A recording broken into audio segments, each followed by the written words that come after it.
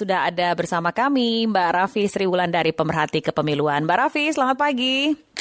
Selamat pagi, salam sehat buat kita semua. Ini di Bandung lagi hujan ini, Mbak. Oh, makanya kok suaranya suara jalan raya nih pagi-pagi ya. Mbak Raffi, ini kan sebenarnya sudah wacana lama ya, katanya APBN diberikan untuk pendanaan parpol. Nah, kira-kira apa sih yang menjadi hal yang dianggap sepertinya parpol belum siap kah? Atau usulan ini kan datangnya dari KPK, apakah ada maksud-maksud tertentu juga? Sebenarnya, oke baik, terima kasih, saya menyapa dulu. Selamat pagi buat kita semua. Mudah-mudahan diskusi yang selalu dilakukan oleh teman-teman RRI ini bisa memberikan pencerahan buat kita semua. Oke, terkait dengan belakangan ide gagasan bagaimana bahwa ada anggaran khusus yang digelontorkan oleh APBN untuk partai politik. Ya, harapannya ke depan itu adalah terkait dengan tidak terjadinya korupsi yang dilakukan oleh produk dari partai politik gitu kan. Nah, biar fokus dalam kerjaannya. Tetapi saya merasa sebenarnya kan partai politik pada dasarnya juga sudah mendapatkan anggaran dari pemerintah gitu melalui Kesbangpol. Kalau misalkan di daerah itu kan tetap anggarannya juga dari APBN melalui kementerian, lalu turun juga ke Kesbangpol. Di daerah-daerah kalau nggak salah pencairan juga partai politik itu sudah harusnya bulan ini sudah mulai mendapatkan. Sebenarnya perhatian pemerintah kepada partai politik sebenarnya sudah ada gitu ya. Artinya bagaimana kinerja yang dilakukan oleh partai politik, apakah betul bisa menjadi wadah masyarakat, wadah aspirasi masyarakat, memberikan pendidikan politik yang betul dilakukan oleh partai politik, khususnya dengan mereka mempergunakan anggaran-anggaran yang sudah disiapkan oleh pemerintah gitu kan.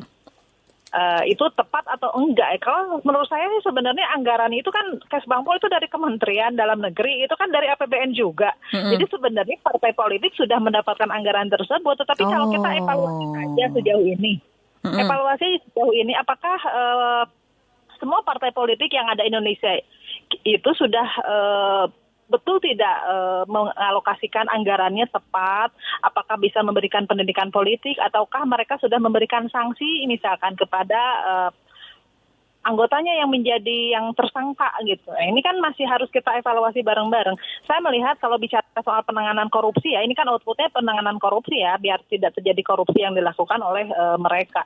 Yeah. Ada negara yang sebenarnya bahkan tidak ada KPK pun itu bisa melakukan penanganan korupsi. Contohnya seperti misalkan wilayah negara kayak Finlandia, Selandia Baru, Denmark. Contohnya kita ngambil contohnya ini aja Finlandia. Di Finlandia itu ada 3 hal yang penting gitu. Yang pertama itu yang diperhatikan yang bagaimana pemerintah betul melakukan penanganan secara administratif gitu, yang dimana good government-nya itu betul-betul dilakukan secara baik, dilakukan transparansi, masyarakat bisa mengakses secara langsung, secara terbuka gitu kan, apa saja kebijakan yang dibuat oleh pemerintah. Yang kedua itu masalah penanganan korupsi ini dilakukan tidak ada lembaga khusus di situ, bahkan dilakukan oleh polisi di daerah gitu kan. Jadi tergantung wilayah regionalnya di mana, misalkan Jawa Barat ya polisi tersebut yang harus bisa melakukan penanganan. Tapi mungkin dilihat dulu siapa yang melakukan penanganan, ya kita dari dinas tertentu dengan kepolisian. Nah itu jelas gitu. Lalu yang ketiga itu adalah faktor sosial. Faktor sosial, kesadaran sosial ini yang harus dibangun, bagaimana masyarakat dan pemerintah itu bisa betul-betul berkolaborasi terkait dengan penanganan korupsi. Masalah sosial ini kan bicara soal masalah kualitas masyarakat. Kualitas masyarakat kita tahu lah kalau Finlandia itu adalah memiliki sistem pendidikan yang terbaik di dunia ya. Banyak juga di Indonesia. Ya, jadi pembelajaran mengenai anti korupsi dan sebagainya itu sudah dimulai sedini mungkin begitu ya. Nah, kalau di Indonesia ini kan belum menjadi sebuah sistem. Nah, pertanyaannya adalah bagaimana kesiapan partai politik, seberapa kuat mereka akan berani transparan dalam hal ini? Nah, ini kan ini bahkan bukan hanya partai politik, pemerintah juga kan ada yang transparan, ada yang enggak gitu ya Mbak ya.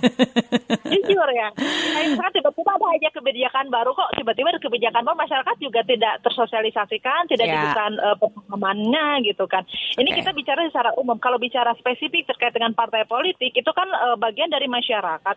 Kalau dia tahu harusnya masyarakat dikasih pemahaman, nih kami ternyata butuh anggaran sekian untuk A, B, C, D.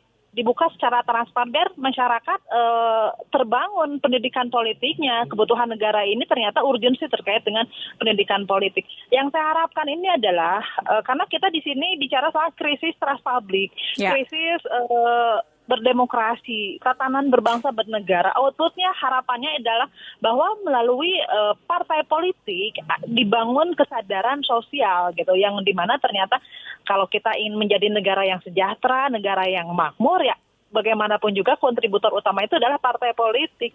Itu tadi, kalau misalkan ada anggaran yang tepat sasaran, yang sesuai, dilakukan secara transparan, dan masyarakat juga saya yakin sukarela. Nah, di sini ada kesadaran sosial, ini adalah kesadaran membayar pajak ya. Kenapa sampai berhasil pendidikan politiknya, sosialnya terbangun, pendidikannya tinggi, akhirnya membangun masyarakat yang madani gitu kan, yang akhirnya open mind, akhirnya bayar pajak, kan dari bayar pajak itu terselesaikan sebenarnya masalahnya. Dari kita pajak juga kan masyarakat sudah ikut bayar juga.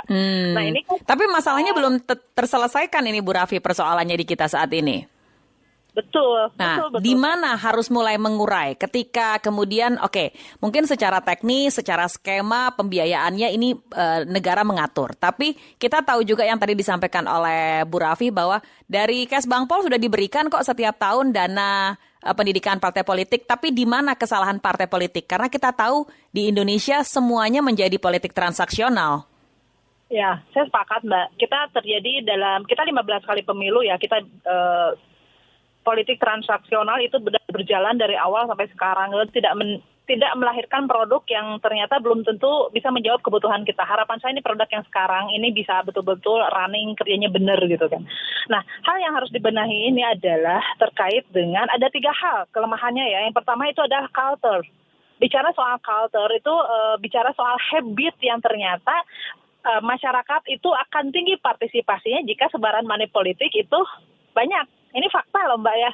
Kemarin pada Pilpres dengan Pilkada partisipasi turun gitu. Kenapa? Karena masyarakat sudah ikut berkontribusi di dalam politik transaksional, dan partai politik pada akhirnya terjebak oleh keadaan. Mereka akhirnya akhirnya menghalalkan segala cara gitu kan untuk cari uang gitu kan, untuk memenuhi hasrat politiknya tersebut. Nah, di sini kan berarti sudah ada skema yang rusak. Itu yang pertama. Yang kedua itu culture yang harus diperbaiki dulu. Tugasnya siapa ya? Pemerintah harus tegas. Yang kedua itu masalah sanksi. Tidak lemahnya terkait dengan sanksi dalam penegakan tadi politik transaksional. Ini kan lemah ya. Mungkin Mbak juga melihat, menyaksikan gitu. Ada banyak money politik gitu ya. Sekarang juga ada PSU dan lain sebagainya. Yang ketiga itu adalah kurangnya pengawasan. Siapa yang diawasi, siapa yang mengawasi. Ini kan absurd juga. Lembaga juga kurang tegas gitu terkait dengan melakukan fungsi pengawasan. Absurd nih maksudnya fungsi-fungsi pengawas yang ada sekarang tidak berjalan dengan baik, begitu Mbak Raffi? Betul. Kalau saya melihat ya, contohnya aja lah kalau dalam proses pemilu ya dan pilkada kebetulan. Ya, Bawaslu begitu ya, dan Panwaslu. Bawaslu itu kan dia memiliki regulasi perbawaslu. Bawaslu khusus, harusnya lembaga yang super body yang tidak bisa diintervensi yang lain. Tetapi faktanya Bawaslu ini lembaga yang lemah juga. Kenapa lemah? Karena pada saat dia LHP udah lengkap, laporan sudah ada, temuannya sudah jelas.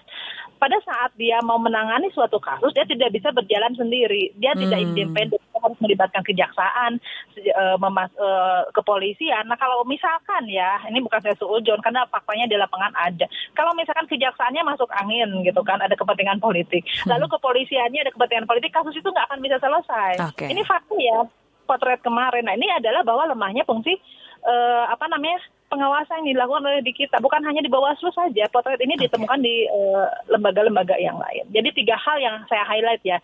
Bahwa yang pertama itu adalah terkait dengan perubahan culture. Yang kedua adalah penguatannya sanksi, berarti regulasinya harus diperkuat. Yang ketiga itu ya tadi pengawasan ya. Betul. Mbak Raffi, terima kasih banyak sudah berbincang. Mudah-mudahan terus ya kita galakkan wacana ini, perbincangan ini, sehingga masyarakat semakin sadar, semakin bisa menjadi pengawas juga bagi kepentingan politik kita. Ya, sepakat Mbak. Selamat pagi Mbak Raffi. Ya, selamat menikmati udara Bandung. Sama-sama, Jakarta juga lagi hujan ya. Iya. Baik, sehat selalu Mbak Raffi, selamat pagi. Raffi Sriwulandari, pemerhati kepemiluan.